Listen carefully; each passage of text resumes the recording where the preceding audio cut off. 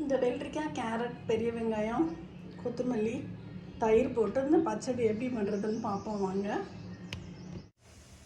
இப்போ வெள்ளரிக்காய் தயிர் பச்சடி தான் பண்ணுறேன். இதுக்கு 3 கேரட் எடுத்து வச்சுருக்கேன், 3 வெள்ளரிக்காய், ஒரே ஒரு பெரிய வெங்காயம் எடுத்து வச்சுருக்கேன். இப்போ அந்த கேரட்டை துருவிக்கிடுவோம். வெள்ளரிக்காய் துருவ தேவையில்லை, தண்ணி நிறையா வந்துடும். அதனால இதை நான் பொடியாக கட் பண்ணிக்கிறேன். வெங்காயமும் பொடியாக கட் பண்ணிட்டு வரேன். கேரட்டை நான் இப்போ தொலி சீவிட்டு வந்துட்டேன். இதில் வச்சு இந்த மாதிரி துருவி எடுத்துக்கலாம்.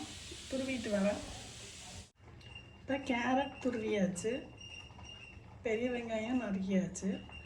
வெள்ளரிக்காய் நான் தொலி சீவிருக்கேன். ஃப்ரெஷ்ஷாக இருந்தால் நீங்கள் வந்து அப்படியே போட்டுக்கலாம். அது நான் நேற்று வாங்கினதுனால தொலியை எடுத்துட்டேன். இதை கட் பண்ணிக்கிடுவோம்.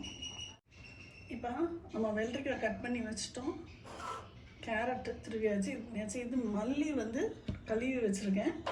இதை நான் இந்த மிக்சியில் போட்டு ஒரு சுற்றி இதில் போட்டுருவோம்னு பார்க்குறேன். இந்த மல்லியோட இதெல்லாம் உப்பும் போட்டு ஒரு சுற்றிக்கிடுவோம்னு பார்க்குறேன்.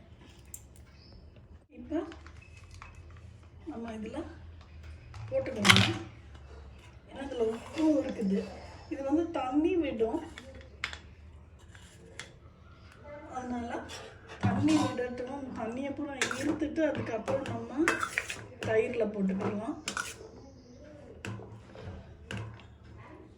நல்லா கிளறி மட்டும் வச்சுக்கலாம்.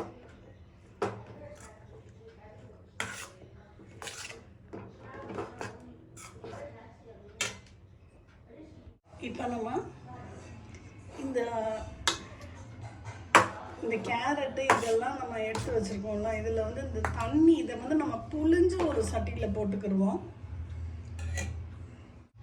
இப்போ நம்ம வந்து இந்த புழிஞ்சை எடுத்துகிட்டு வந்துட்டோம். வெள்ளரிக்காய், வெங்காயம், கேரட் 3, கொத்தமல்லியும் போட்டிருந்தோம்ல, அதுக்கும் புழிஞ்சை எடுத்து வந்தாச்சு. இந்த தண்ணி வந்து இந்த அளவு தண்ணி நமக்கு கிடச்சிருக்கு. இது நமக்கு இப்போ தேவையில்லை. இப்போ இதை நம்ம தயிர் ஊற்றி மிக்ஸ் பண்ணிக்கிடலாம். இப்போ நான் அந்த மாதிரி தயிர் எடுத்து வச்சுருக்கேன். இந்த தயிரை இதில் போட்டு மிக்ஸ் பண்ணிவிட்டு தேவையான அளவு போட்டு மிக்ஸ் பண்ணிக்கிடுவோம். மிக்ஸ் பண்ணிவிட்டு காமிக்கிறேன். வந்து இந்த அளவு இருந்தாலே நமக்கு வந்து கரெக்டாக இருக்கும். ஆனால் நம்ம கொஞ்சம் எக்ஸ்ட்ரா வேணாலும் ஊற்றிக்கலாம். ரொம்ப தயிராக இருந்துச்சுனாலும் நல்லா இருக்காது. இந்த மாதிரி அளவாக இருக்கும்போது செம்மையாக இருக்கும். ட்ரை பண்ணி பாருங்கள்.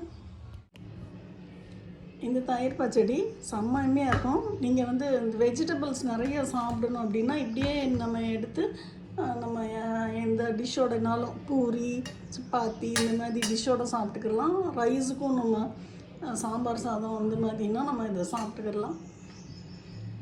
செம்மையாக இருக்கும். ட்ரை பண்ணி பார்த்துட்டு சொல்லுங்கள் ஃப்ரெண்ட்ஸ். பாய்.